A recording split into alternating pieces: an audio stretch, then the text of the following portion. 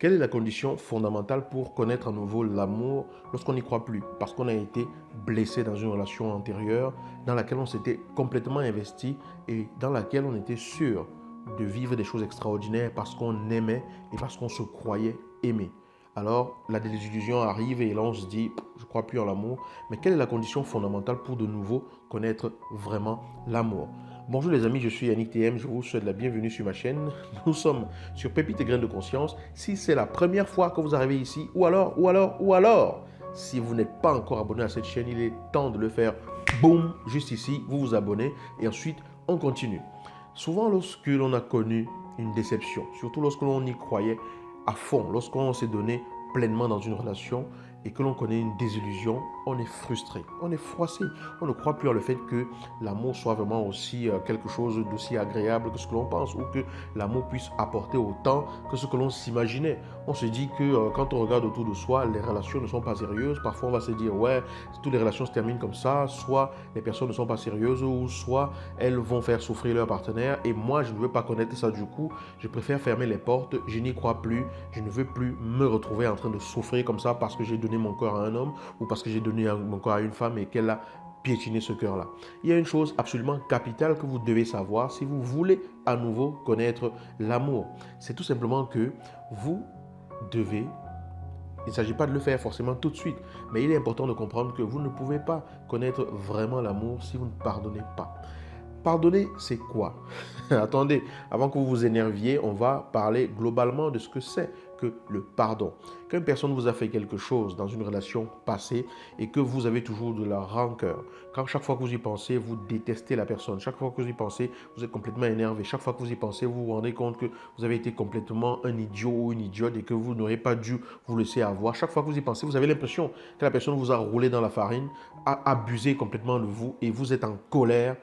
Tant que vous êtes dans cet état-ci, votre cœur ne peut pas s'ouvrir à l'amour. Il ne peut pas s'ouvrir à une nouvelle relation. Parce que le cœur, pour s'ouvrir à l'amour, il a besoin d'être apaisé. Et pour cela, il faut que vous pardonniez. Il faudrait que vous arriviez à pardonner. Ce n'est pas une obligation, c'est un chemin. Le pardon est un chemin. Lorsque j'ai dit qu'il faut pardonner, ça ne veut pas dire que... Parce que très souvent, quand on dit ça, les gens le comprennent mal. Quand je dis ça, ça ne veut pas dire que vous devez être d'accord avec ce que la personne a fait ou que vous devez revenir avec la personne. Pardonner n'a rien à voir avec le fait de revenir forcément avec la personne avec qui vous étiez et qui vous a fait ce qu'elle vous a fait. Pardonner, ce n'est pas forcément un service que vous rendez à cette personne. Lorsque vous pardonnez, ça veut dire que vous acceptez que c'est arrivé et que ce n'est pas parce que vous êtes forcément une mauvaise personne et vous laissez cela passer. Vous acceptez cela comme étant un chapitre de votre vie que vous choisissez de tourner.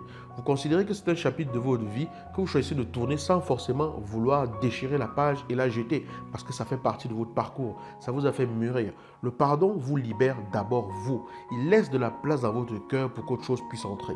Quand vous ne pardonnez pas, ça veut dire que votre cœur, il est accroché au passé. Il est accroché à autre chose. Il est rempli d'autre chose. Quand votre cœur est rempli de haine, de rancœur, de frustration, de colère, de ressassement à longueur de journée, il n'a pas de place pour s'ouvrir à autre chose. Et ce qui arrive souvent quand on vit ce genre de choses, c'est qu'on ferme son cœur. Mais quand on ferme son cœur, on se coupe au monde. On croit qu'on est en sécurité, mais en fait, on est seul. Alors, c'est une citation que j'ai lue dans un livre de Gary Chapman. En tout cas, c'est une phrase qui m'a parlé. Parce que lorsque vous décidez, ou alors lorsque vous vous accrochez à cette douleur-là, que vous ne pardonnez pas à cette personne et que vous décidez de vous fermer complètement, vous fermez à quoi? Parce que c'est vous qui décidez de vous fermer. Et quand on se ferme à l'extérieur. On se ferme à la possibilité de connaître autre chose. Donc on se ferme au monde. On pense qu'on est en sécurité, mais on est tout seul en soi-même. Et quand vous vivez ce genre de situation, vous en arrivez au point où vous ne vous aimez pas parce que vous vous dites, vous n'osez pas vous présenter tel que vous êtes parce que vous avez peur que l'on vous fasse de nouveau du mal. Et ce dont vous avez besoin, c'est d'accepter que ce qui est arrivé, de faire la paix avec le fait que ça n'avait rien à voir avec la personne que vous êtes fondamentalement. Ça ne veut pas dire que vous n'avez jamais commis d'erreur. Vous en avez commis, mais qui n'en commet pas. On est tous des êtres humains. Donc vous devez accepter que vous êtes un être humain imparfait et que vous serez encore imparfait ou imparfaite et que ça arrivera encore que vous vous trompiez. Faire la paix avec le fait que l'on n'est pas quelqu'un de parfait et que si cette personne a décidé de partir, d'aller voir ailleurs, de vous laisser tomber, de faire ce qu'elle a fait, pardon, je touche le micro, de faire ce qu'elle a fait, c'était un choix qui lui appartenait à lui ou à elle. Ce choix ne vous appartenait pas. Cette personne a décidé, elle est partie. Vous n'y êtes absolument pour rien. Parce que souvent on se dit, oui, s'il est parti, c'est que ça veut dire que je suis nul, je n'ai pas su garder un homme, je n'ai pas su garder une femme. Voilà, et non, non, non, non, non. La personne est partie, elle est partie. Point. Elle a choisi de partir. Elle a décidé de partir. Peu importe tout ce qui s'est passé, à partir du moment où elle décide de partir, elle part. Vous n'êtes pas forcément un démon ou un diable pour cela. Vous êtes imparfait, vous êtes imparfaite, mais il faut que vous fassiez la paix avec le fait que ce soit arrivé et que vous pardonniez. Pardonnez-vous de ne pas avoir été parfait.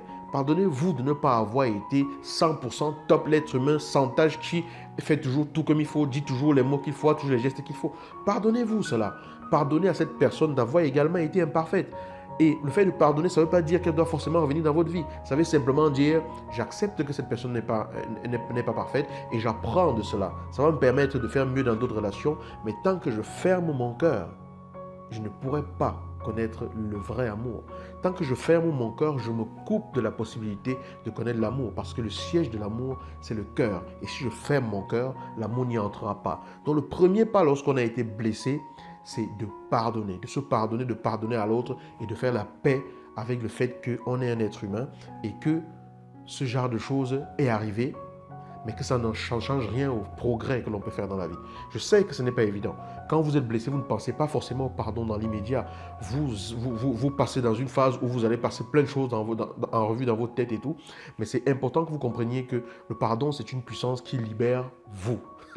Le pardon, c'est une puissance qui vous libère votre cœur, qui lui permet de guérir, qui lui permet de reprendre de la force, qui lui permet de reprendre des ailes, qui lui permet de retrouver une place vivante en vous, dans la vie.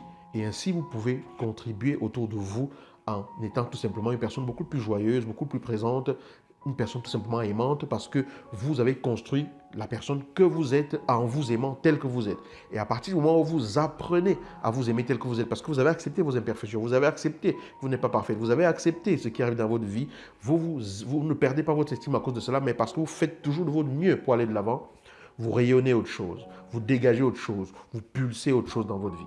Voilà ce que je voulais partager avec vous sur cette étape que je trouve vraiment capitale pour pouvoir connaître l'amour après une déception, surtout lorsqu'on a été désabusé et qu'on n'y croit plus du tout.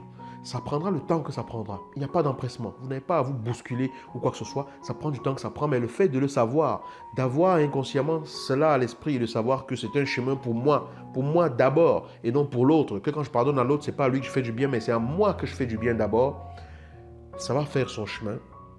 Et vous y arriverez le moment où vous y arriverez. Ce n'est pas la course, c'est d'y aller à son rythme. Et je vous souhaite vraiment le meilleur, de trouver l'amour et de pouvoir tout simplement vous aimer d'abord vous. Trouver l'amour pour vous à nouveau. Voilà.